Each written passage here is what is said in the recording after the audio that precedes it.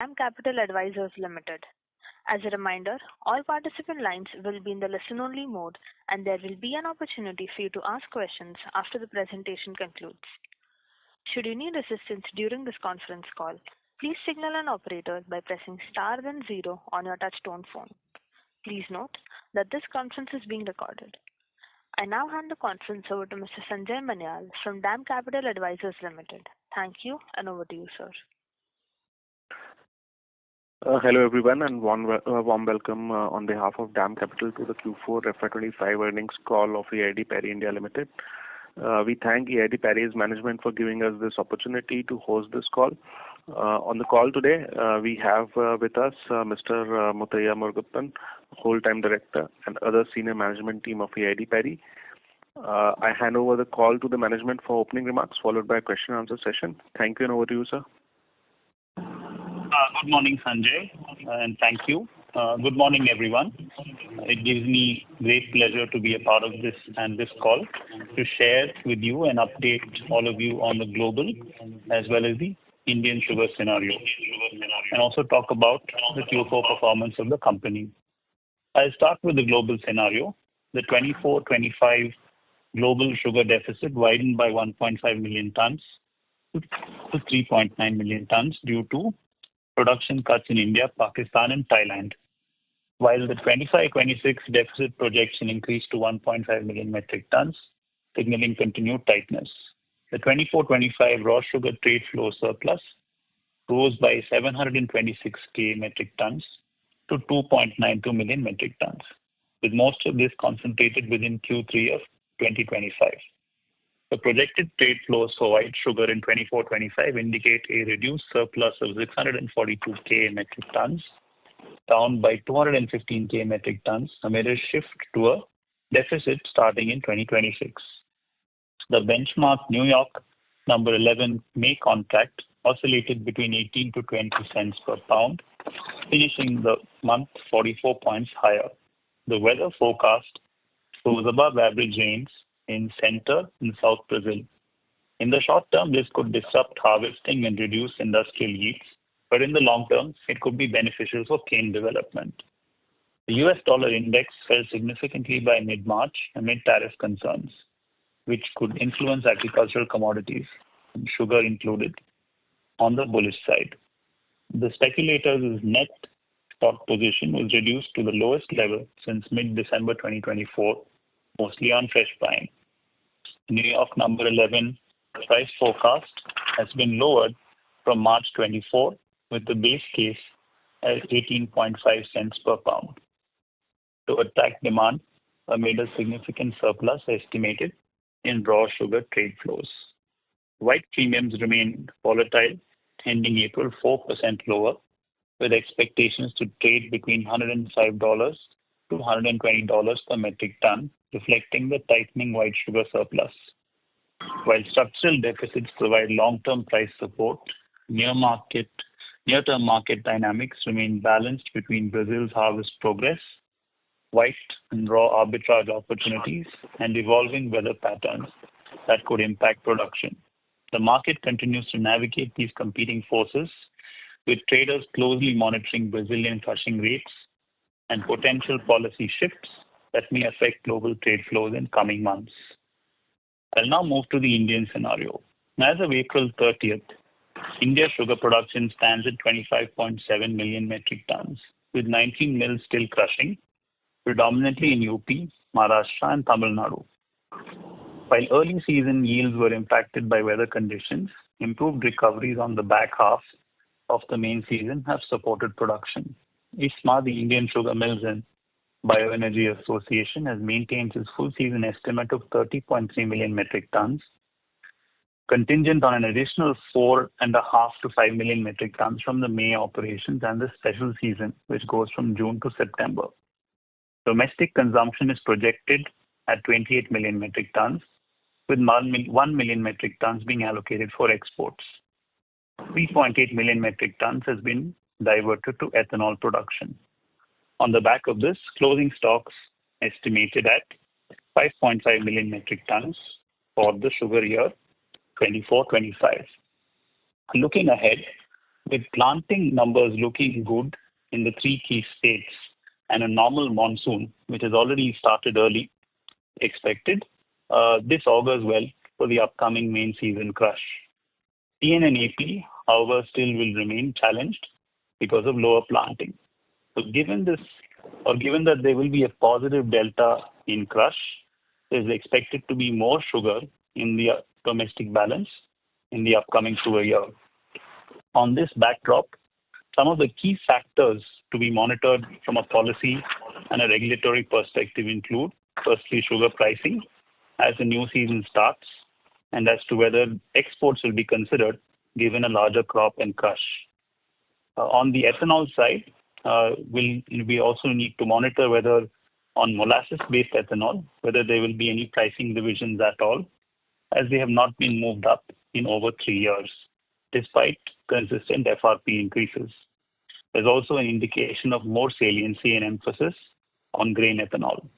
And lastly, on ethanol, whether there would be curbs or not on the import of US ethanol will also need to be monitored. Whether the curbs will be lifted would need to be monitored as part of the ongoing trade discussions between the two countries. I now hand over to Venkat, our CFO, to take you through the operating parameters and performance of the company in Q4 and FY24. 25. Thank you. Thank you, Muthu, and good morning to all participants. It's a great pleasure to be part of the analyst call and to share the key information of the operational and financial performance of the company. I would like to share with you the key operating parameters of each segment. The sugar operations, the crushing operations in Karnataka, Tamil Nadu, and Andhra Pradesh, we have successfully completed for the quarter. We have run about 122 days overall in a Q4 against the 156 days of last year. So we crushed about 17.4 lakhs metric tons of cane against the 79 lakhs metric tons of the corresponding previous quarter. The gross recoveries are improved. We are at 10.89% for the quarter against the 10.69% corresponding the quarter of the previous year. We produced about 155,000 metric tons against the 204,000 metric tons of the corresponding the previous quarter. So overall cane cost is about 3,768 rupees per metric ton against the 3,504 rupees per metric ton of the corresponding quarter of the previous year. The increase is mainly on account of the FRP increase from 3,150 to 3,400 rupees. As far as the sugar volumes is concerned, we sold about 103,000 metric tons, including our consumer pack division, against the 105,000 metric tons of the corresponding previous year. Average selling price was about 39.37, excluding the consumer pack, against the 37 rupees 53 rupees of the current period, previous period. We carry closing stock about 1.9 lakh metric tons and the value at 37.5 to 38 rupees or so. So as far as the revenue is concerned, from sugar operations, we've done about 408 crores against the 415 crores of the corresponding the previous quarter, registering a degrowth of about 2% or so. So mainly because of an account of release quota. As far as the consumer pack is concerned, we achieved about 195 crores of the revenue. This is including the non-sweetener portion of about 65 crores, and the sugar is about 130 crores, against 135 crores of the corresponding period, previous period. As far as the cogen is concerned, we generated about 1,456 lakhs units against 1,746 lakhs units in the corresponding period of the previous year. As far as exports of the power is concerned, about 732 lakhs units as against 903 lakhs units in the corresponding period of the previous year.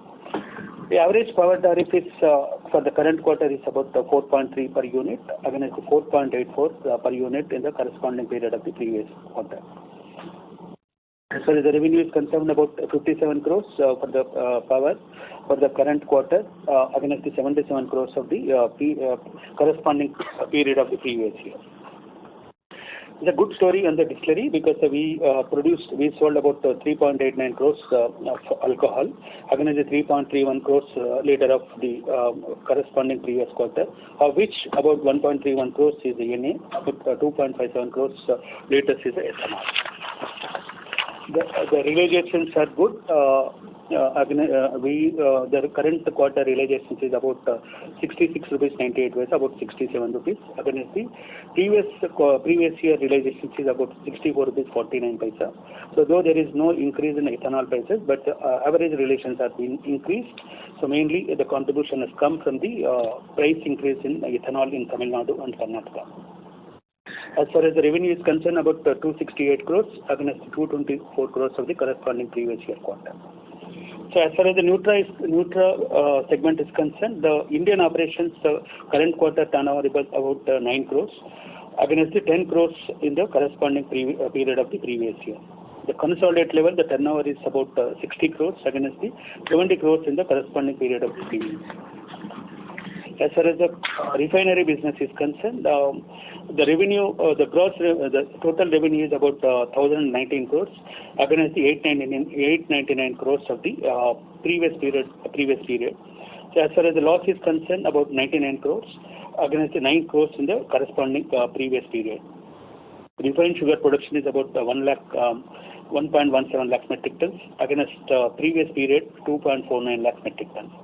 Refined sugar sales is about 2.05 lakh metric tons against the previous period is 1.5 lakh metric tons. So the intercorporate deposit which is given by the 200 crores by the EID Parry, it remains the same. As far as external borrowing is concerned, about 590 crores against the previous period is about 95 crores. So as far as EBITDA is concerned, for the current quarter it's a negative, about 38, before exceptional about 38.12 crores. Against the corresponding previous period is about 56.21 crores is a profit. EBIT before exceptional will be about 49.31 current quarter. Compared to the previous period, it is a 45.53 crores of profit. PBT is about 99 crores negative against the 9 crores of the corresponding previous year the loss. So that's it from my side. The floor is open for the questions. Thank you very much. We will now begin the question and answer session. Anyone who wishes to ask a question may press star and 1 on their touchtone phone. If you wish to remove yourself from the question queue, you may press star and 2. Participants are requested to use handsets while asking a question. Ladies and gentlemen, we will wait for a moment while the question queue assembles.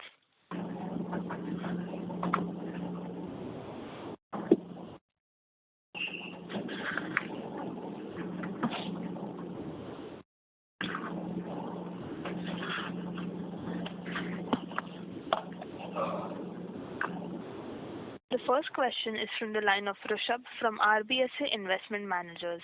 Please go ahead. Hello. Yeah, good morning. I just have a question on the EPG division on the non-sweetener side. Strategy-wise, are you looking to enter this organic or chemical-free category seriously over the next 2-3 years? What is the thought process given that we have good access to farmlands from our group companies? So, hi Rishabh, this is Balaji. I head the consumer products business. As of now, we are present in the conventional staples business and we don't have any plans right now to enter the organic or the chemical-free staples at this point in time. Maybe at some future situation we'll consider it. We haven't yet optimized the supply chain to the extent of going up to the farmers. As of now, there are no plans for that right now. And secondly, I'm just looking at one of your slides in this sweetener category. The distribution reach has increased by 10x for the last 4 years, while the revenue has gone up only 3x. So I believe there's a lot of potential to increase the revenue per distribution reach. So what steps are we taking to increase that? And what are the new products that we're adding in the non-sweetener category in this coming year? So I think the outlet increase is always higher than the revenue increase because the incremental new outlets don't contribute to revenue in the same proportion as the existing outlets, which is a normal understanding. So that is the reason why you see that discrepancy. And in terms of new products, we are still working on our new product plans, and we will come back to you as and when they are ready. Okay, thank you. Thank you. Ladies and gentlemen, to ask a question, please press star and one at this time. I repeat, participants who wish to ask questions may please press star and one at this time.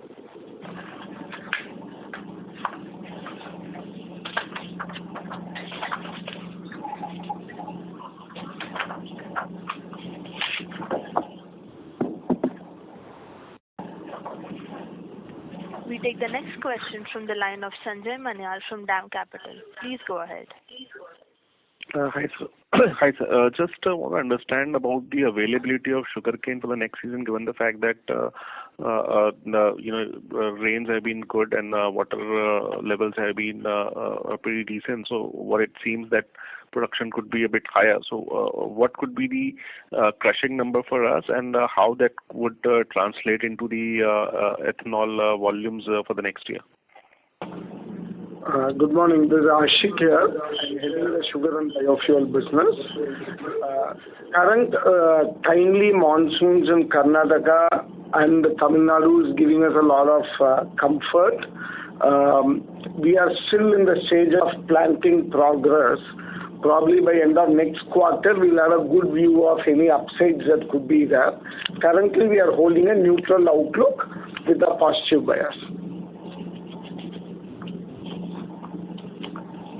Okay. And sir, just also want to understand if you can give some bit about the ethanol volume and how much now could be the proportion of grain ethanol or maize ethanol, and how are the economics in maize ethanol and or for that matter grain ethanol in South India? Sanjay, because as far as if you look at it, our distillery capacity is about 582 KLPD, so that will give you about 18 crores liter or so. Okay.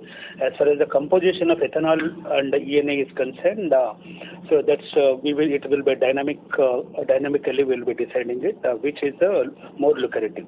Okay. As far as the ethanol is concerned, to the extent of the OMC commitment, we will be honoring it. So balance we will be diverting it to the ENA. As far as the grain is concerned, you are aware of it because we have only one facility at about AP, that is about 3.5 to 4 crores liters it will produce. That is also depends on the whether it is a syrup or the grain or something. It's a multi-feed distillery. We can't comment anything on that. On the 25-26, what could be the grain exactly depends on the availability of the cane and the government outlook on the price increase in case of ethanol and behavior. So Sanjay, Muthu here to your question.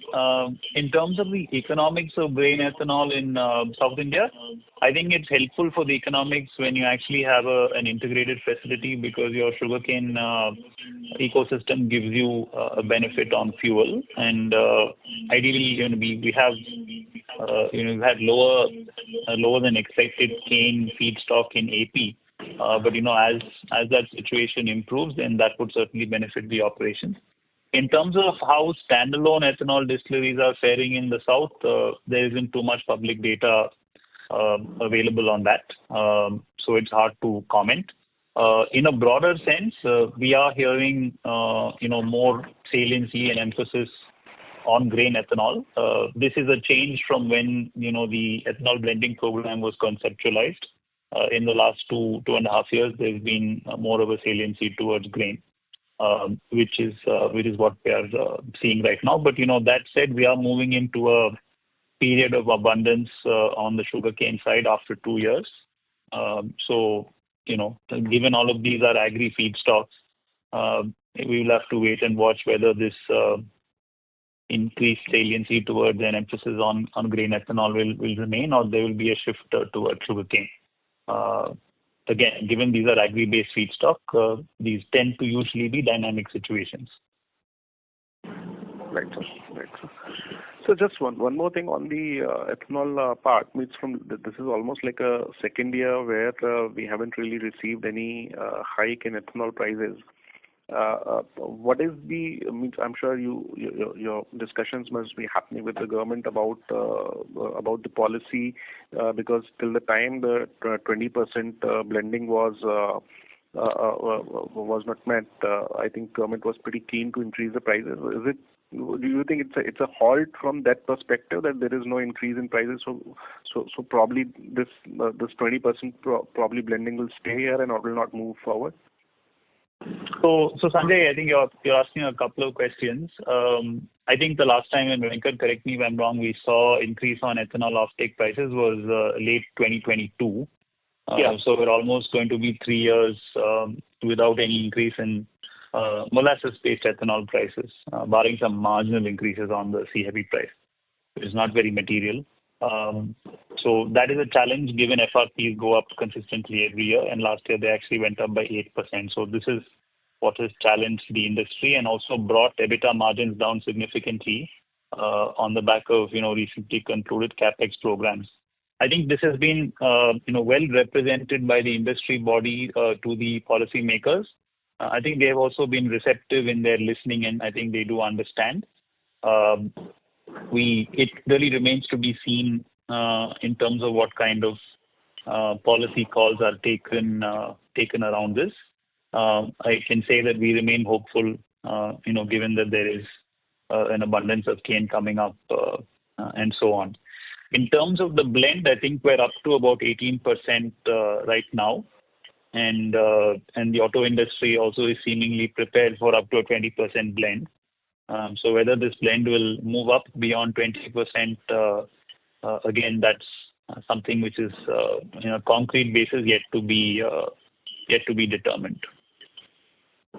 We are also concerned, I will say, by the fact that there are conversations as part of a broader US-India trade discussions that the lifting of curbs on import of US ethanol is being considered. We don't know the outcome yet, but I think the industry body has officially also expressed their concern on this matter to policymakers across the board. I think such a move will certainly be negatively impactful to the industry at this point in time.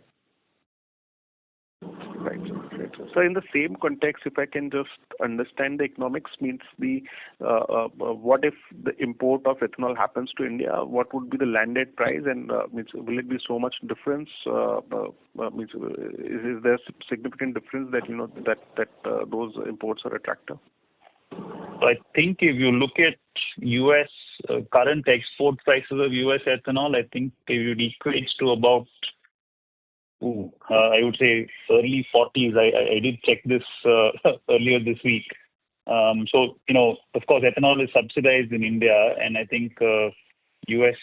prices are currently much lower. Right.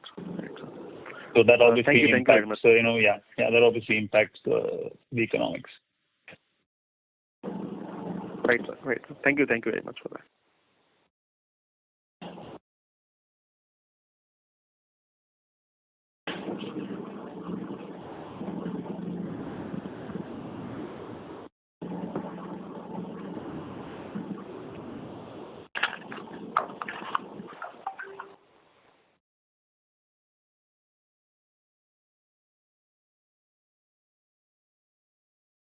Ladies and gentlemen, to ask a question, you may press star and 1 at this time. I repeat, to ask a question, please press star and 1 now.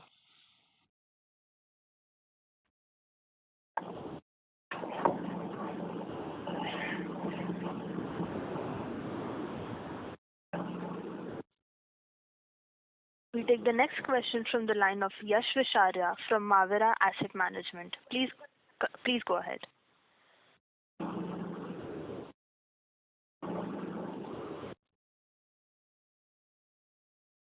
Yes, sir, you are online. You may unmute and ask the question. Hello. Thank you for the opportunity. Am I audible? Yeah. Yes. Yeah. Sir, just wanted to get your sense on the consumer products business. So how are we seeing this business grow over the next 2 to 3 years? What is the roadmap that the company is envisaging on this business? Yeah. So, hi, Yash. So, the consumer product business, our focus on the consumer product business will continue with sustained aggression on distribution growth and volume growth. Branded packaged food business in India is growing at about 12% annually. We will be trying to beat that estimate in terms of our growth rates, and we will continue to keep focused on building the brand and driving the distribution.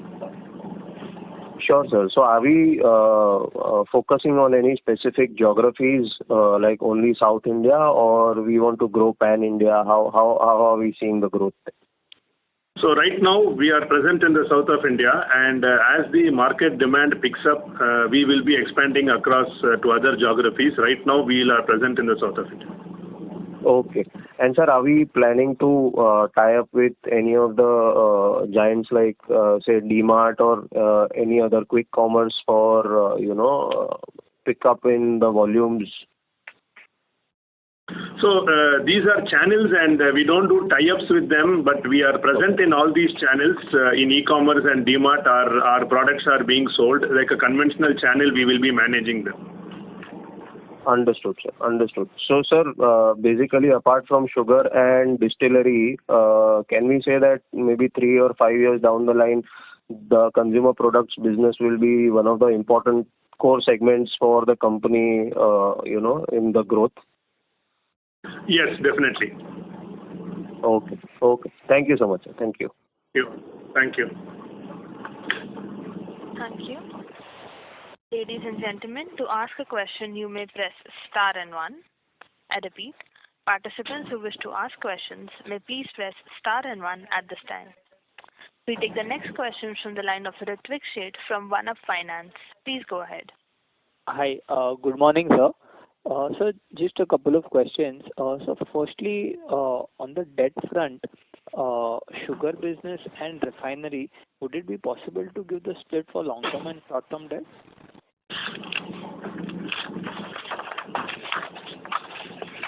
Yeah, Ritik, as far as the sugar business is concerned, we have about 850 crores as the short-term debt, about 205 crores is the long-term debt. So as far as the refinery business is concerned, about 590 crores is the short-term debt, and the 200 crores will be the long-term debt. The long-term debt is basically from the ICD, which is given by EID Parry. Right. So external debt is only 590 crores, which is completely short-term. Yeah. Okay. And sir, what is the outlook on the refinery debt and refinery business as well for FY26? If you could give us some flavor on that. Ritwik, Suresh Kannan here. I think the refinery business went through challenging times in the second half of FY25, basically on account of the drastic fall in the white premium that happened because of increased supply that came out of European Union, Ukraine, and to some extent out of Pakistan as well. Going forward in FY26, there is a spillover effect of that as we start the financial year. However, as what Muthu explained in his commentary, there is a tightening of the supply chain that's happening on the refined sugar is concerned. And most refineries took breaks because of this low white premium situation. So there is a correction as far as the supply side is concerned. So we are seeing the white premiums going back. Will not be up to the levels that what we witnessed in FY24, but definitely much better than the FY25 level. So that will increase the run rate of the refining operation. That will also help us to service the short-term debt effectively. Okay, got it. And sir, on the crushing, I'm not sure whether you mentioned in the opening remarks, but what is the crushing that we expect for FY26 for EID Parry? Ritik, normally we will not will not tell about the futuristic, but I was Ashik mentioning that this time the monsoon is good, but we can come back to you maybe in the September or something. What should be the probable crushing?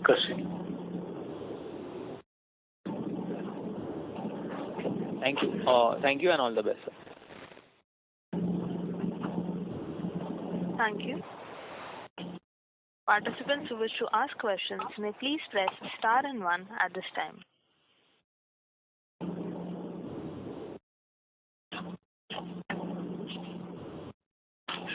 Next question is from the line of Manoj Shah from LaxGov Investments. Please go ahead. Thank you for the opportunity, sir.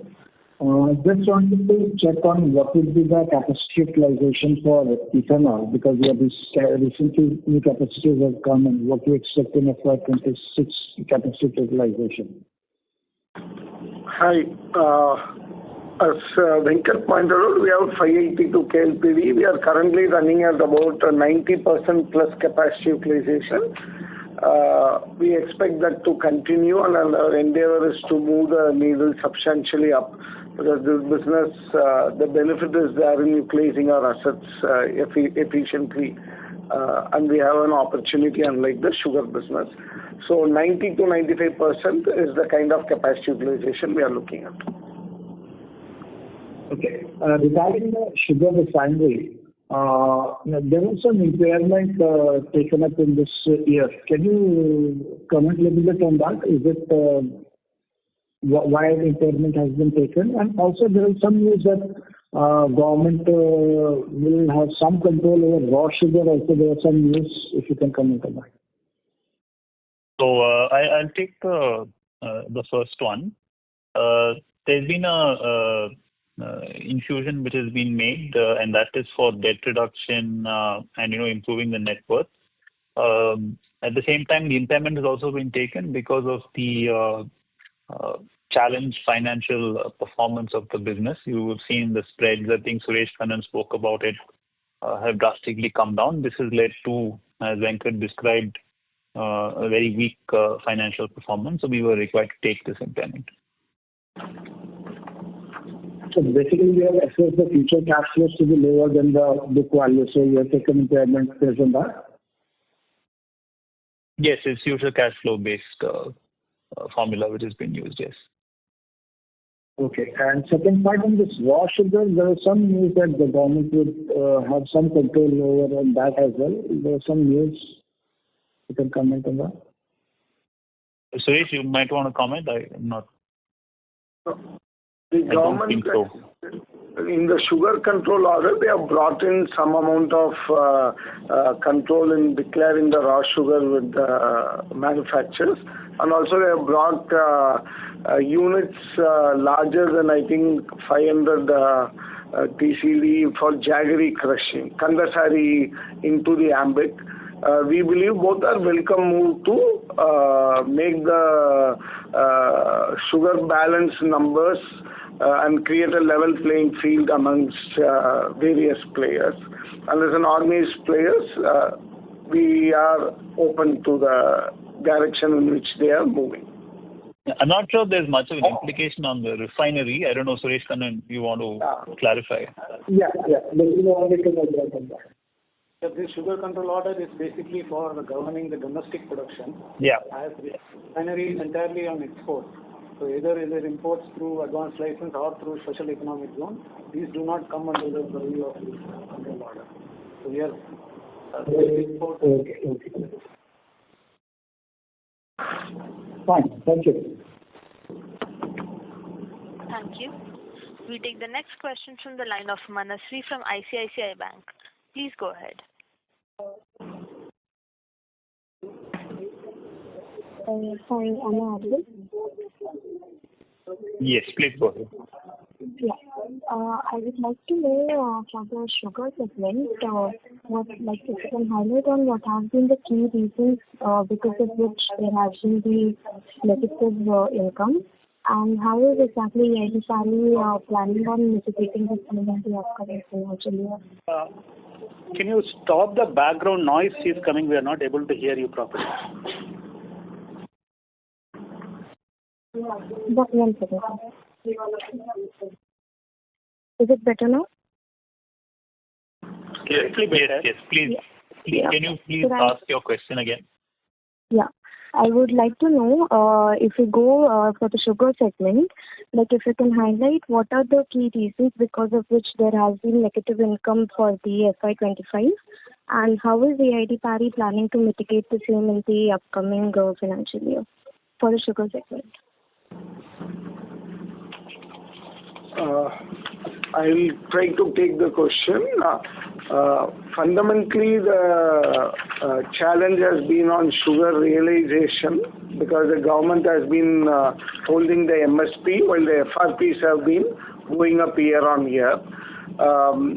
As already pointed out, we continue to shift our portfolio towards refined sugar and institutional sales, coupled with our foray into consumer products. These should shore up the realization to help us manage the pressures on cost line. The other challenge we continue to face is on the release quota. The government has a particular methodology and they have been refining it over years in terms of giving us a quota of sugar that we can sell. We continue to work with the policy makers in terms of helping the industry in giving higher release quota, which will automatically take care of the business pressures. The last one is obviously from the supply side. As already pointed out by a gentleman earlier, we have a positive bias towards cane availability, and increased crush base will also leverage the cost in the P&L and will give better results. Broadly, at a large view, these are the three ways in which we are looking at approaching in terms of resolving the pressure.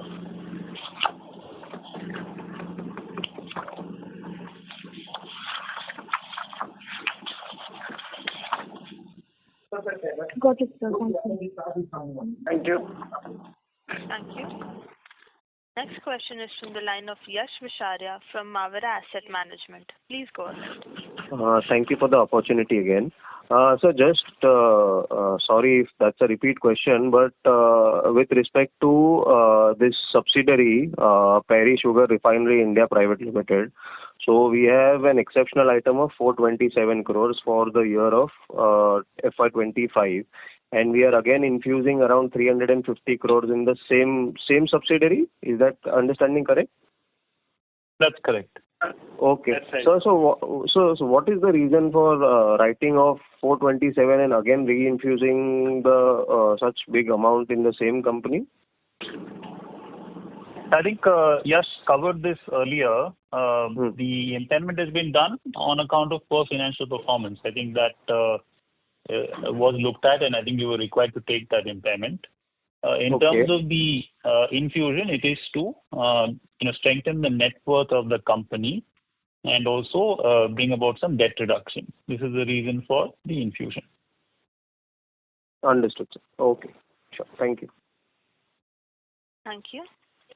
I would like to remind participants that they may press star and 1 to ask a question. Next question is from the line of Manoj Shah from Laxgov Investments. Please go ahead. Yeah, sir, my question is, to make the sugar business viable, how much the minimum selling price should be increased? Like you are fetching in the market somewhere around 37, 38 rupees, and based on the cost of production, how much it should be increased so that the sugar business becomes viable? Venkat, you want to go first? Yeah. No. So, Manoj, I think if you ask that question to industry, I think,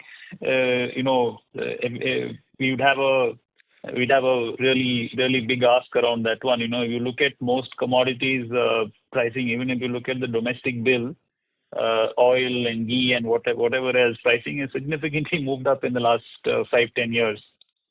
Sugar, unfortunately, has remained very range bound, and the sort of window shortens between the FRP increase and the price. So I think this has constantly been represented to the policymakers. I would say something into the early 40s would only be near meaningful. However, it still continues to be a deliberation with them on the MSP. So we'll have to wait and watch if anything is considered at all. So do you expect anything to come before this next sugar season starts? No, I think it's not come around for quite some time. It continues to remain a deliberation. I think if Ashik spoke about release quotas. There's also, export allocations, ethanol diversions. Yes. These are how the sugar balance and pricing is really managed in our country. It's also essential commodity. So maybe it's perhaps in their own right, policymakers also have intent to keep pricing affordable and range bound. So it will continue to remain a deliberation. I think there are areas wherein which we are hopeful policymakers will make some positive upward revisions. But also with programs like EBP, so on and so forth, they have been good moves made by them as well to strengthen the health of the industry.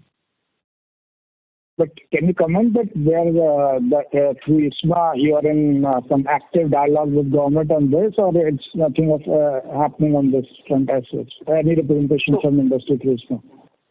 So Sanjay, MSP has always been a point which ISMA has taken up with the authorities, and they've always given us patient hearing. It's never off the table in terms of discussion. Okay. And in light of higher sugar production for next sugar year, how do you see the movement in prices? Because you will have a higher cane production, which may again further depress the sugar prices. So how the profitability this will impact the profitability? So if you go back to my opening comments, I stated this as the first point to watch out for. Precisely what you have rightly picked up also now. Yes, with more sugar coming into the balance and with these kind of release quotas and sugarcane ethanol not being given as much of an impetus, there is certainly a risk of downward sliding of prices. Now, which is why perhaps into Q4 FY26 and Q1 FY27 and Q1 Q2 FY27, having an export program will certainly be something I hope the policymakers will consider strongly to ensure that pricing remains reasonable for us to other processors. Any indication on ethanol blending program moving higher from 20 to 25 or higher than 20%? Again, as mentioned earlier, this is a conversation.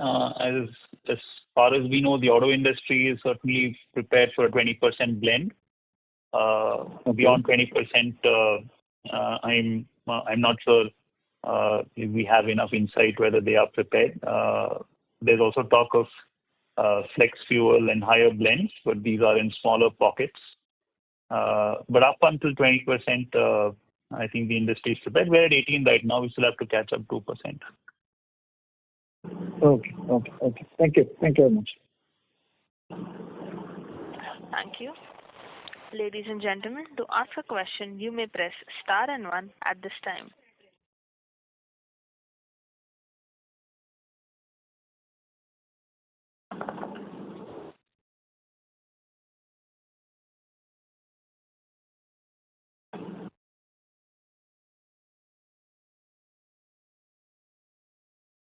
Ladies and gentlemen, that was the last question. As there are no further questions, I would now like to hand the conference over to the management for closing comments.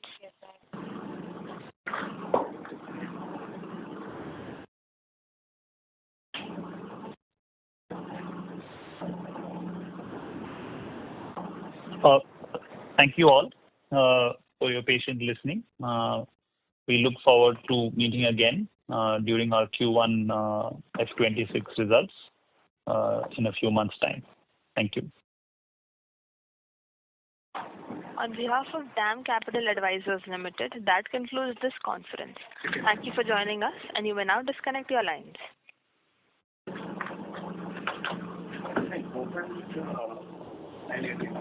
How do you do this?